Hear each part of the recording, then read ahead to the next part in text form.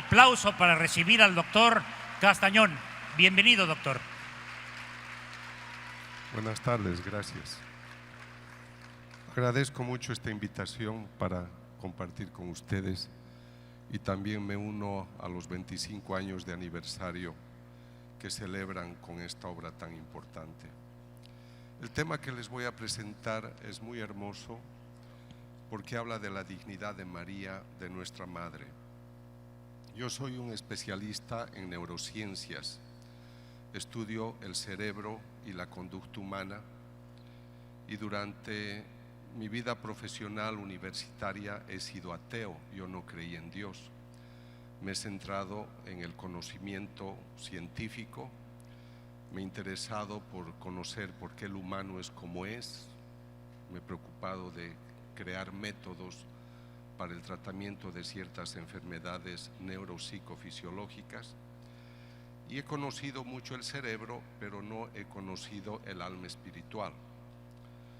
Uno de los riesgos de la ciencia es que nos presenta una verdad tangible y a menudo olvidamos lo que sea una dimensión espiritual porque no entra en los laboratorios, por lo tanto para nosotros, no estando sujeta al experimento, no existe. El 96% de los científicos de alto nivel, hablo de premios Nobel, premios de la ciencia, no creen ni en Dios ni en la naturaleza espiritual. Pero ellos tienen mucha influencia con su pensamiento en el mundo.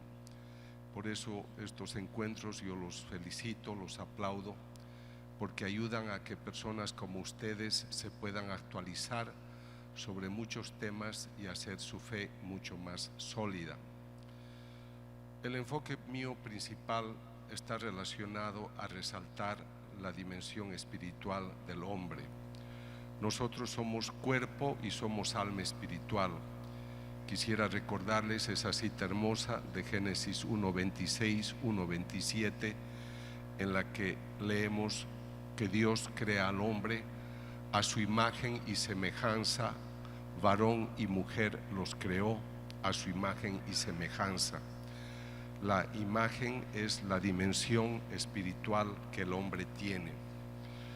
He tenido el privilegio, gracias a mis estudios en neurociencias, de poder estudiar muchas manifestaciones modernas, recientes de la Virgen y de Jesús. Yo he estado presente desde el año 1993 hasta este momento en más de 150 apariciones de Jesús y de la Virgen. He podido estudiar sus apariciones, las efusiones de lágrimas o de sangre en imágenes en los 5 continentes. Esto me ha llevado a tener una experiencia muy viva de lo que es la manifestación espiritual. Entonces, si algo yo quisiera invitarles es a introducirnos a una presencia viva. A veces asistimos a estos encuentros, pero tenemos una experiencia cognitiva, conceptual, y lo que yo quisiera es llegar a la persona. No solo que ustedes como personas vivan la experiencia cristiana, sino que descubran también en Cristo, en María, personas vivas. Cuando Jesús se aparece a Nancy Fowler en Estados Unidos, yo estudié ese caso en los años 90, le dice: yo soy el Hijo vivo de Dios vivo. En este momento les presento una imagen de Nuestra Señora del Rosario de San Nicolás. La Virgen se ha aparecido desde el 25 de septiembre de 1983 hasta nuestros días, y yo he participado en la investigación, he estudiado más de 6.000 mensajes que la Virgen ha dictado a la señora Gladys Mota, y el 25 de mayo de 2016 el obispo Héctor Cardelli ha reconocido estos casos como auténticos y de origen sobrenatural. Es importante que sepan que así como tenemos Fátima, como tenemos Lourdes en Sudamérica, en San Nicolás de los Arroyos, estas apariciones de la Virgen han sido reconocidas como auténticas, y el hecho de que tengamos estas experiencias modernas pues nos confirma lo que pudo haber sucedido en 1531 aquí en Guadalupe y luego, como decía, en Lourdes, en Fátima y en otros lugares del mundo. A mí me ha llamado la atención esa presencia viva de la Virgen en tantos lugares. Lamentablemente, a veces nosotros, los humanos, somos muy escépticos. Yo mismo viví en Alemania en los años 80, 85, y cerca de Alemania estaba Medjugorje, donde decían que se aparecía la Virgen. Yo era ateo en esa época y no me interesaba por el tema. Y algún momento que reflexionaba decía, si fuera verdad que esa señora se aparece, debe ser muy ancianita, porque ella ha vivido hace 2000 años y pues, ¿cómo será su carita de la pobre señora? O sea, yo no creía de que ella podría aparecerse. Pero he estudiado en los 5 continentes esta presencia de esta Santa Madre, he estudiado sus manifestaciones y a mí me parece una imagen muy bella para tratar esta tarde, porque nos está hablando de ella, y quiero citar la cita de Romanos 8:29, a los que de antemano conoció, también los predestinó a ser imagen y semejanza de su Hijo, a fin de que sea el primogénito en medio de numerosos hermanos. Ella es la primera cristiana, ella es el tabernáculo donde se va a formar su Hijo. San Agustín en su tiempo dijo, María fue bienaventurada porque antes de dar a luz a su maestro, lo llevó en su seno. María es dichosa también porque escuchó la palabra de Dios y la cumplió. Llevó en su seno el cuerpo de Cristo, pero más aún guardó en su mente y en su corazón la verdad de Cristo. Luego, 10 siglos más tarde, Santo Tomás en el siglo XIII diría, no hay criatura que haya contribuido tanto como María a la reconciliación de Dios con los hombres. Ella nos trajo al Redentor. Ella es la mediadora ante el único mediador que es Cristo. Por medio de ella vino al mundo el que hizo las paces entre Dios y los pecadores. Entonces no quisiera, decía al principio, que nos quedemos en un concepto mariano. Yo quisiera que descubramos a la persona.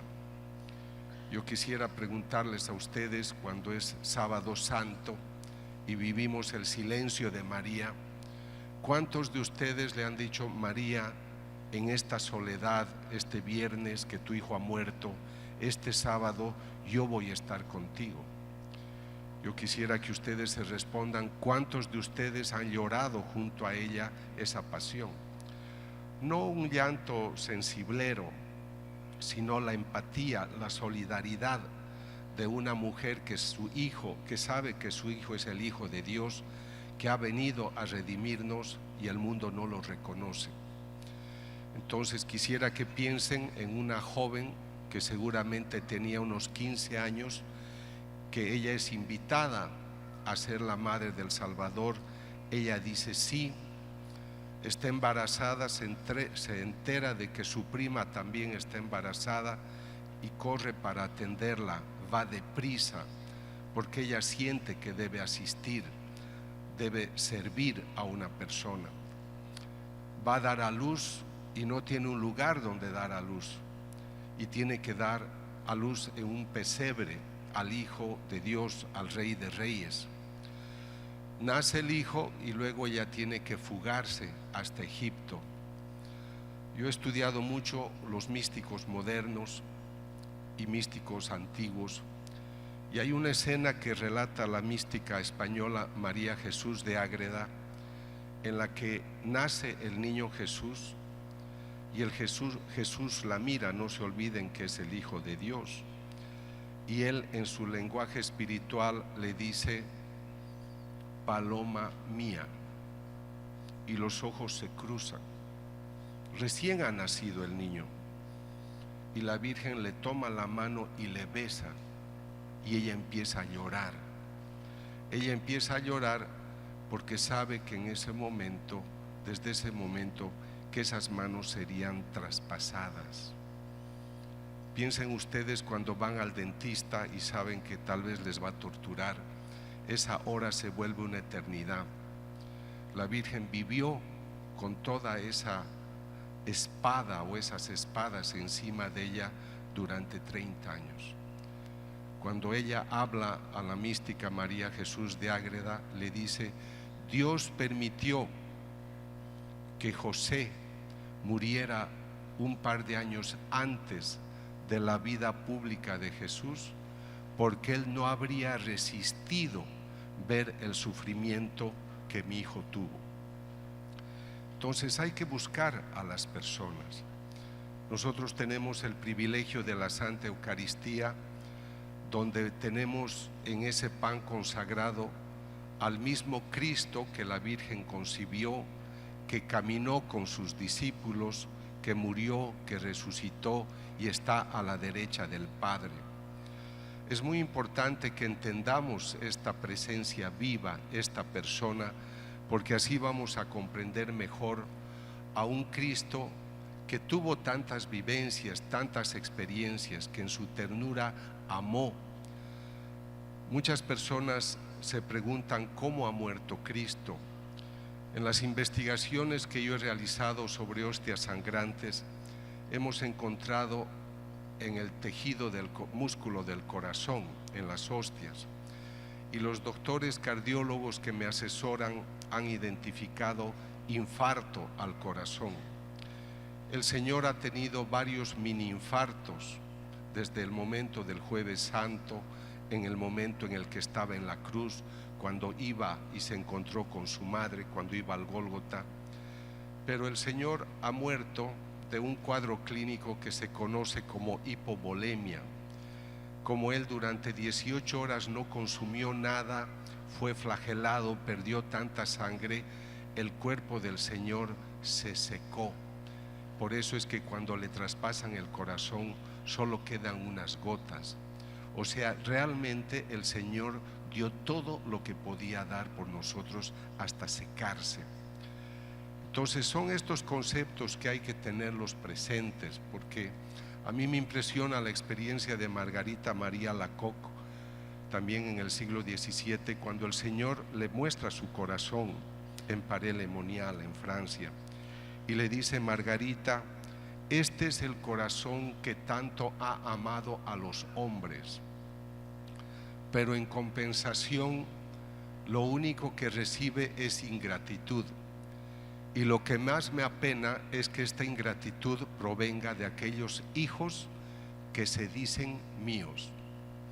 Yo, por ejemplo, no puedo entender políticos católicos que votan en favor del aborto. No puedo entender que en las estadísticas mundiales las mujeres que más abortan son las católicas. Entonces no puedo entender que nosotros tengamos un Cristo que ha dado su vida por nosotros y lo ignoremos de tal manera. 86% de los católicos no van a misa los domingos. La revista Domund ha hecho una encuesta en los 5 continentes, es la revista misionera, preguntando a los católicos de los 5 continentes cuántos se consideran comprometidos con su iglesia católica. El resultado es 9%. Entonces, por eso yo creo que es muy importante que no veamos al Dios vivo, a su Santa Madre, como algo muy distante, sino como personas vivas que piensan, que observan, que acogen, que aman, perdonan, invitan y esperan. A mí esta vivencia de un Dios vivo me viene a través de estas investigaciones de milagros eucarísticos. Tuve el privilegio de conocer al cardenal Mario Bergoglio, Jorge Mario Bergoglio, cuando era cardenal de Buenos Aires, el arzobispo, y él fue el que me autorizó para estudiar las primeras hostias sangrantes. Hasta ahora he tenido en mis manos 15, una de estas, que es la que ven en la parte inferior, en la parte central, es la hostia que sangró en Chilpancingo, y ustedes, gracias a este evento, tienen aquí en México un milagro eucarístico. Pero si ustedes observan este momento de la investigación, los doctores, que todos son ateos los que yo he contratado, están descubriendo una sustancia que se llama hemoglobina, una heteroproteína que lleva oxígeno a los tejidos. Para tener hemoglobina nosotros necesitamos todo un laboratorio.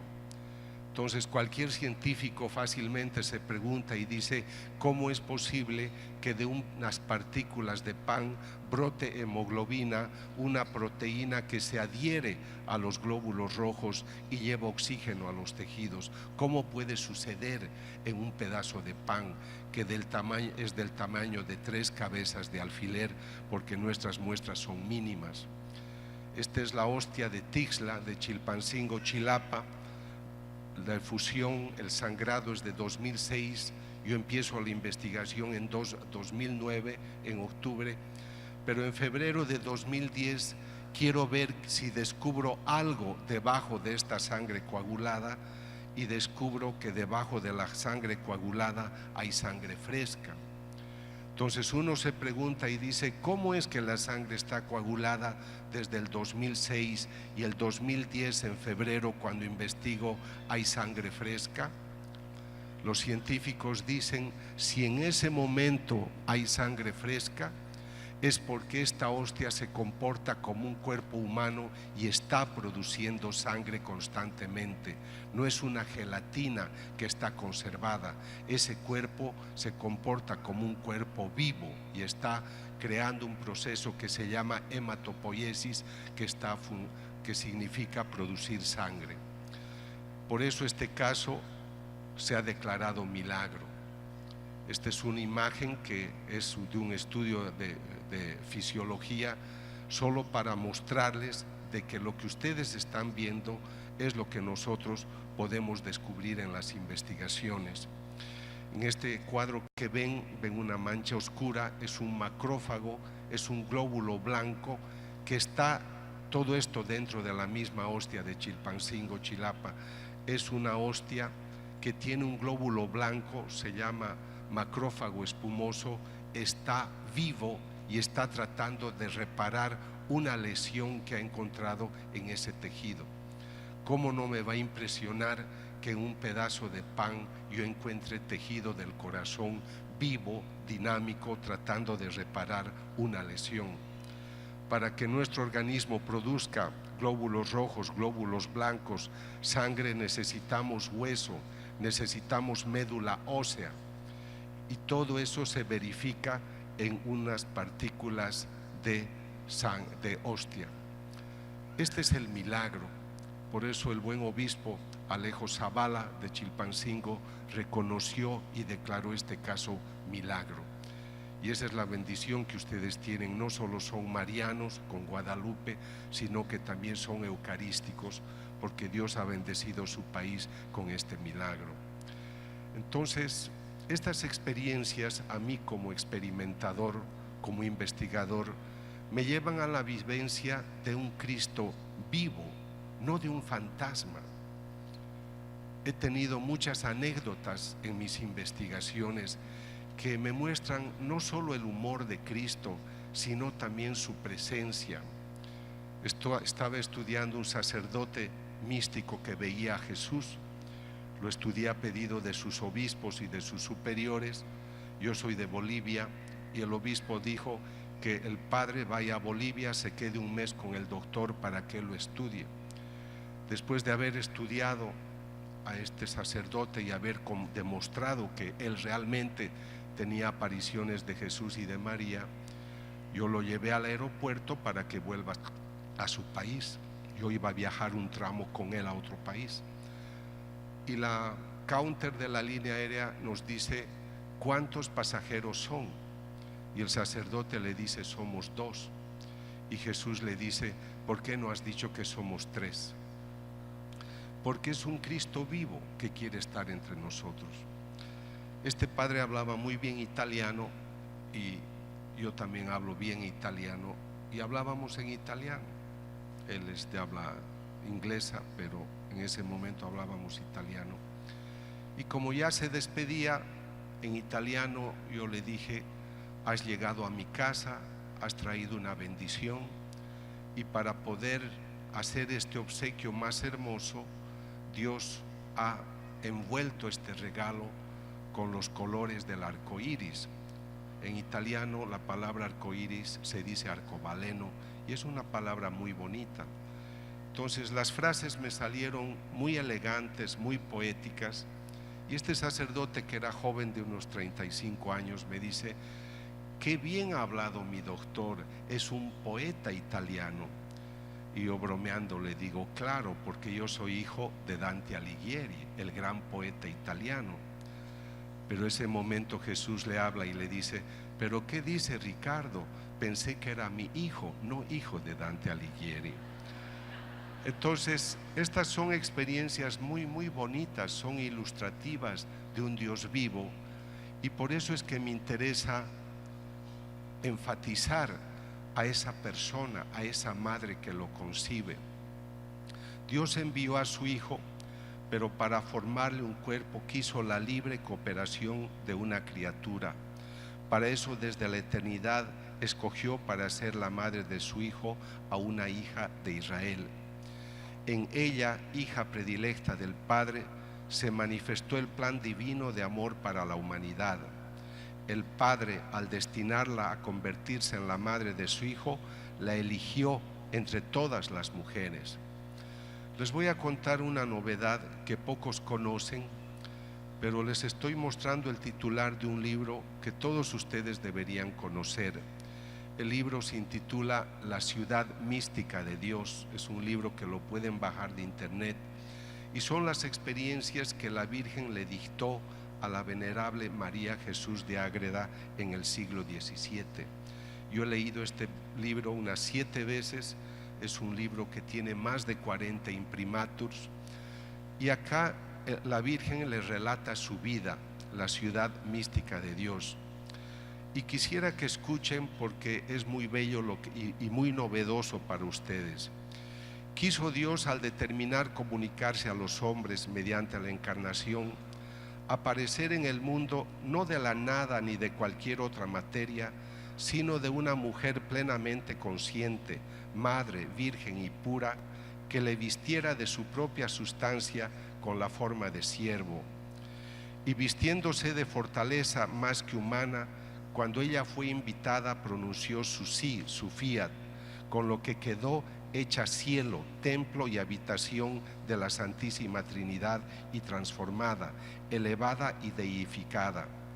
Y tanto fue el ardor con que su caridad hervía ante el misterio propuesto, ahora escuchen la novedad que les he traído, que se desprendieron de su corazón 3 gotas de sangre, de las cuales, por virtud del Espíritu Santo, se formó el cuerpo humano de Cristo.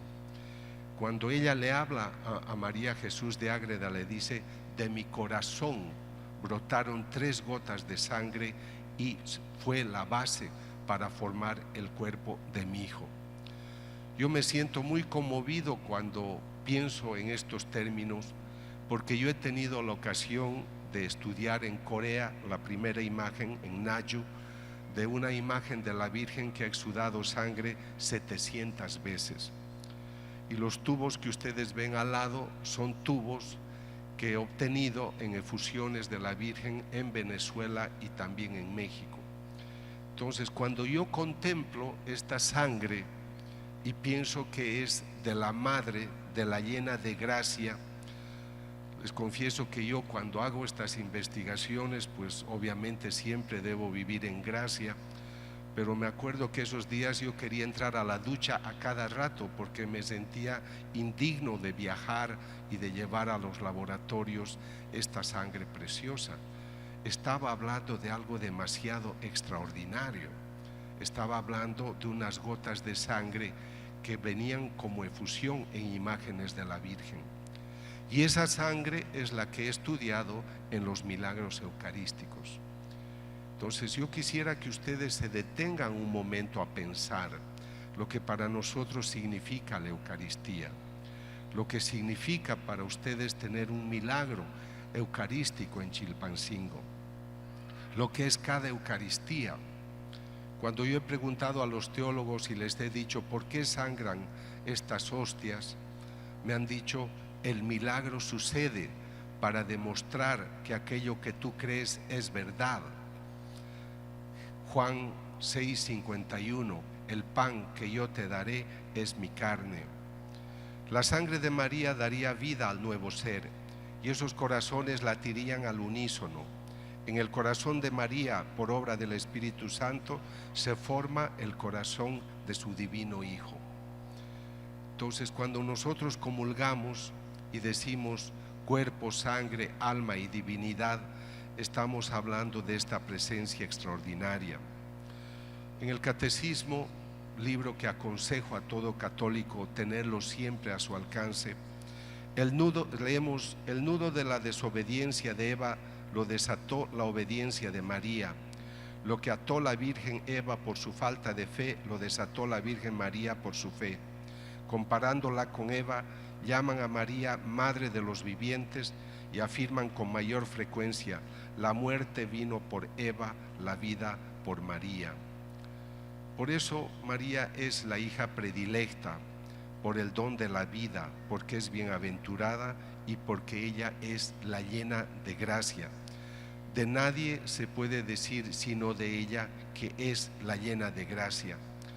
Pero el Señor la ha escogido para que sea madre de Cristo y de toda la humanidad. Ella es hija dilecta de Dios, esposa del Espíritu Santo, madre de Dios, madre de la Eucaristía, madre de la Iglesia, madre de toda la humanidad, la llena de gracia. A nadie se ha adornado con tantos atributos. Pero esta madre está preocupada siempre por sus hijos. Tenemos la experiencia de las bodas de Caná y ella dice: no tienen vino. Cuando la Virgen se aparece en Medjugorje, está previniendo y dice: si ustedes no cambian, vendrá otra guerra. Y fue la guerra de los Balcanes. Cuando se apareció en Fátima, ella dijo: si ustedes no cambian, vendrá otra guerra. En este momento no hay un solo lugar del mundo desde 1940 que no hubiera tenido apariciones de la Virgen, en todas partes. Desde 1981 la Virgen se aparece todos los días en Medjugorje. Yo tengo en este momento dos casos, uno de un hombre, otro de una mujer, que todos los días tienen experiencias místicas, porque esa es la preocupación de ella. Es una madre que no está satisfecha de cómo va el mundo. Me acuerdo que el día 24 de junio del 81, cuando ella se aparece en Medjugorje, dice la primera frase: me aparezco para decirles que Dios existe y ustedes se han olvidado de Él. Entonces ella es muy consciente, cuando está al pie de la cruz, que ella está volviendo a dar a luz. Primero ha dado a luz al Hijo de Dios, un niño maravilloso, y ahora en el Gólgota da a luz a unos hijos que están matando a su propio Salvador. Esa es la mujer que ama a pesar de sufrir. Y eso es lo que nosotros debemos aprender. Nosotros no queremos el padecimiento, no queremos el dolor, porque nos parece que pues es indigno, y por eso el hombre hoy se inventa tantas maneras, como por ejemplo el suicidio asistido, para poder, pues tú tienes mucho sufrimiento, bueno, te vamos a ayudar a que mueras antes. Entonces creo que nosotros estamos haciendo muchas leyes lejos de Dios, y nosotros no vamos a recibir la corona de gloria si no abrazamos la cruz. La madre la abrazó. Yo, cuando escribí un libro mío que se intitula Crónica de un milagro eucarístico, utilicé explicando el milagro de la hostia sangrante de Chilpancingo. En 2 capítulos explico por qué Jesús tuvo tantos microinfartos, por qué su corazón se desgarró. Está en el Gólgota, sabe que va a morir, está asustado, es hombre, es Dios, pero es hombre. No es que él ha transpirado sangre, estaba tan estresado, se llama distress, que los vasos capilares de la zona frontal del cráneo se reventaron, y por el sudor que él tenía, por su angustia, salió la sangre mezclada con el sudor. Entonces estos cuadros clínicos estaban mostrando a un hombre que estaba sufriendo profundamente. Yo tuve una enfermedad y tuve que hacerme operar, pero para que mi madre no vea que yo estaba en una clínica, me fui a otro país a hacerme operar para que mi mamá no me vea enfermo. ¿Cómo se habrá sentido la Virgen cuando vio a su hijo flagelado o cuando lo vio yendo al Gólgota? Nosotros no pensamos esas cosas y muy fácilmente pecamos. Hay gente que me dice: doctor, el domingo no voy a ir a misa porque hay fútbol. Entonces nosotros no damos prioridades. Me gusta mucho la cita de Gálatas 2:20, cuando escribe Pablo. En la primera frase dice: yo ya no vivo, Cristo vive en mí. Pero la segunda parte es muy ilustrativa, porque dice: y desde ahora yo oriento mi vida de acuerdo a lo que Jesús, el Hijo de Dios, me ha enseñado, porque Él me amó tanto que dio su vida por mí. Entonces nosotros deberíamos tener momentos profundos de meditación, de reflexión, para seguir los pasos de una adolescente como la Virgen, que dice sí, sabiendo que desde el momento que dice sí, está ya atada a la cruz. Cuando el Señor ya iba a afrontar su experiencia dramática, Él se despidió de la Virgen. Esto lo relata también la Virgen a María Jesús de Ágreda. Dice: mi hijo me abrazó, pero se quedó muy conmovido cuando Él me abrazó, porque sintió cómo mis lágrimas le bañaban el rostro. Los dos estaban llorando porque era ya su despedida. Yo, cuando me he dado cuenta de lo que es el pecado mortal, ya era un hombre mayor, le dije al Señor: si yo voy a volver a pecar, recógeme, porque yo prefiero morir antes de pecar. No puede ser que tú des tu vida y nosotros sigamos ofendiéndote como si nada hubiera pasado, recurriendo al confesionario cada 15 días a repetir el mismo pecado. Tú no te lo mereces. Parece interesante, doctor, lo que dice, pero a los 12 años un joven más iluminado que yo, como Domingo Sabio, lo dijo. Entonces estas son las percepciones que debemos tener. Todos nosotros hemos escuchado cuando ella dice: hagan lo que Él les diga. ¿Por qué dice eso? Porque Él es el camino, la verdad y la vida. Y ella lo ha comprendido así. Ella fue muy iluminada, por eso fue la elegida. Por eso es que ella dijo: sí, si yo voy a ser la madre del Salvador, aquí estoy, hágase en mí según su palabra. Pero a veces nosotros nos imaginamos un Cristo lejano. Yo he preguntado a las personas que están haciendo adoración: ¿qué le dices al Señor cuando estás delante de Él? Algunos me dicen: doctor, no sé qué decirle, me parece muy larga esta hora. Y le digo: pero yo te he visto en la comida, has estado 2 horas hablando sin parar. Y ahora que estás ante el Señor me dices que no sabes qué decirle. Pero si tú descubrieras que es una persona, tendrías otra visión. Entonces tenemos que descubrir a este Cristo vivo, que es una persona que te está esperando siempre. Ella eso lo ha comprendido. Pero no es un Cristo con los labios pintados y con una figura elegante que hasta una plataforma tiene para descansar sus pies en la cruz. Cristo no tuvo una plataforma para descansar.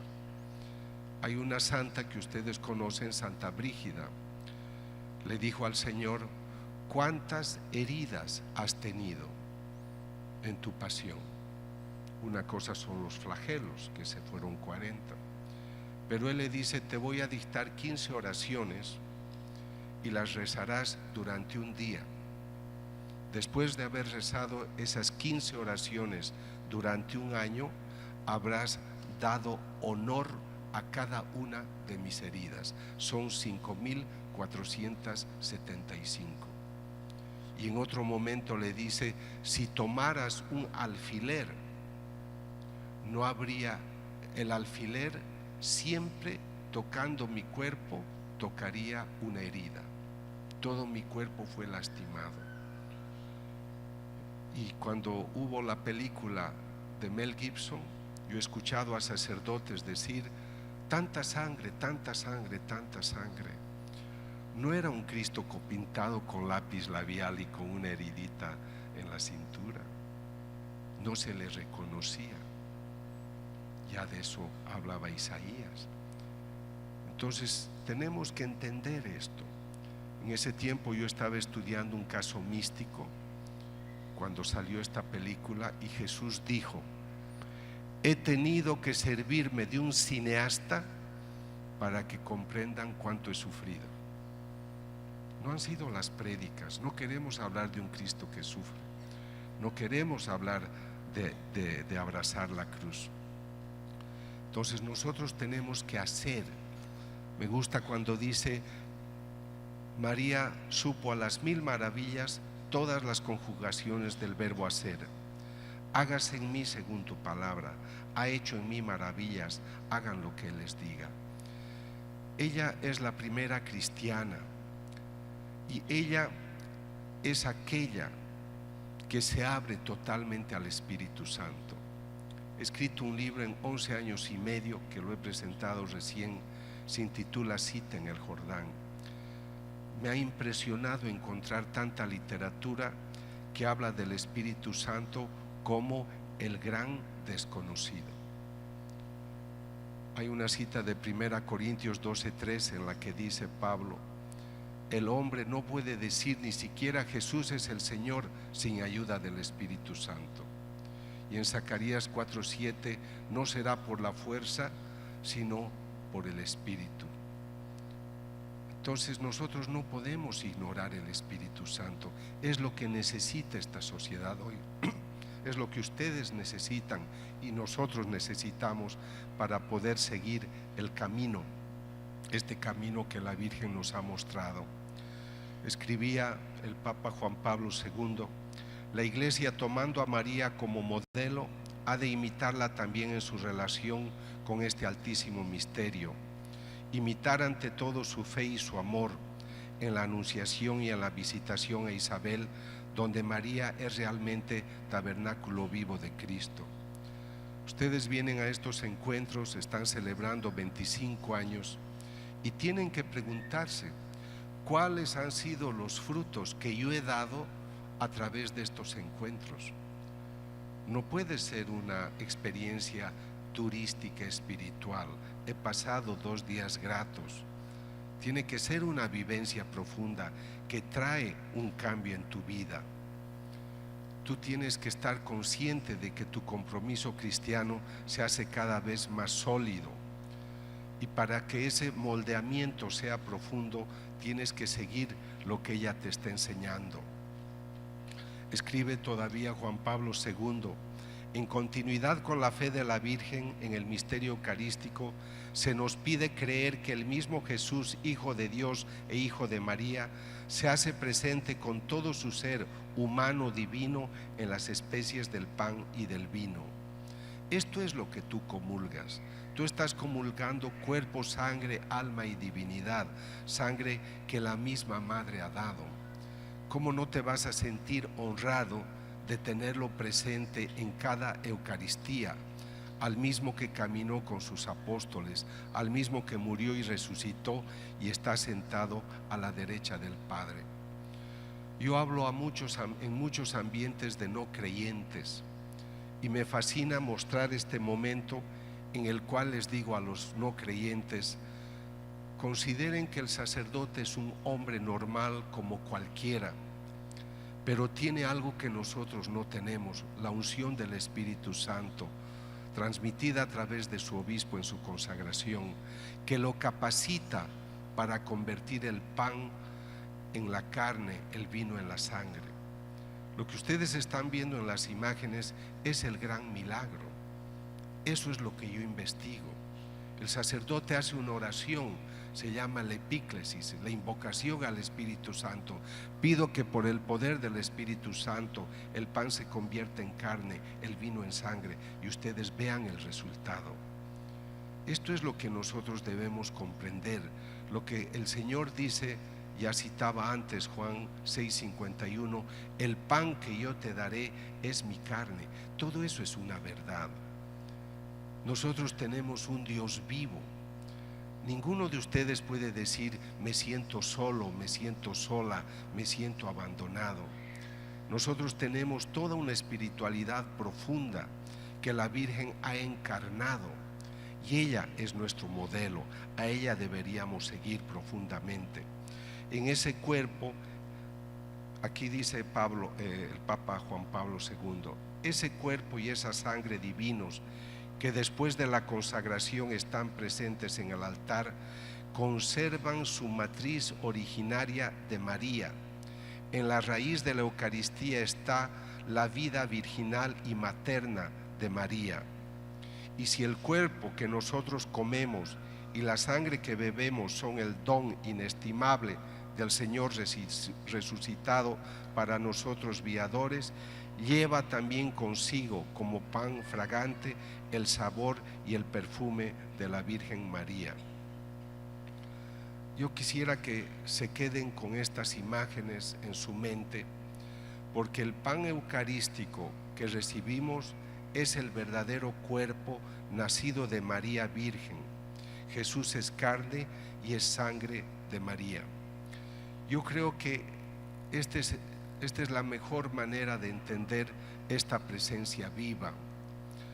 Cuando yo me muevo en muchos ambientes y escucho las supersticiones, ahora está de moda escuchar mucho sobre la madre tierra a través del sistema ecológico. Yo soy un investigador, yo hablo a miles y miles de personas. Yo no puedo contarles algo de un fantasma, no les puedo hablar de una fantasía. Me alegra tanto decirles, ese Dios que tú encuentras en la Biblia, en el Antiguo, en el Nuevo Testamento, estas experiencias extraordinarias de aquellos apóstoles que han fundado nuestra iglesia y la han regado con su sangre, todo eso es verdad.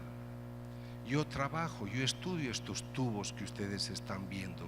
Ahí hay sangre humana.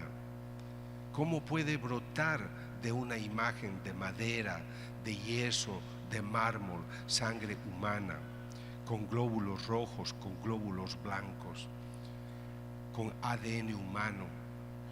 Entonces creo que Dios está muy atento a nuestras necesidades. No necesitaríamos nosotros milagros para creer, pero nuestra fe hoy es muy racionalista. Nos hemos debilitado mucho en este concepto espontáneo, sano, original de la fe. Queremos pruebas. Yo cuando presento mis conferencias sobre milagros eucarísticos, me escriben incluso sacerdotes y me dicen, doctor, yo pensaba abandonar el sacerdocio, pero ahora que he visto esta maravilla me voy a quedar. Fue la evidencia que les hizo reaccionar. Y por eso hay estos grandes milagros. El pan eucarístico que recibimos es el verdadero cuerpo nacido de María. Yo quisiera invitarles a que tomemos en cuenta este gran milagro y que pueda ser una vida profunda para nosotros. Yo he estudiado muchas apariciones del Señor y una vez empezó a hablar durante un momento de adoración y el Señor dijo, me siento solo, muy solo. Ojalá que hoy, que ustedes son unas 4 o 5 mil personas, tenga la compañía de ustedes como amigos muy cercanos que lo aman y agradecen a su madre por todo lo que ella ha hecho para tener un hijo vivo. Que Dios les bendiga y muchas gracias.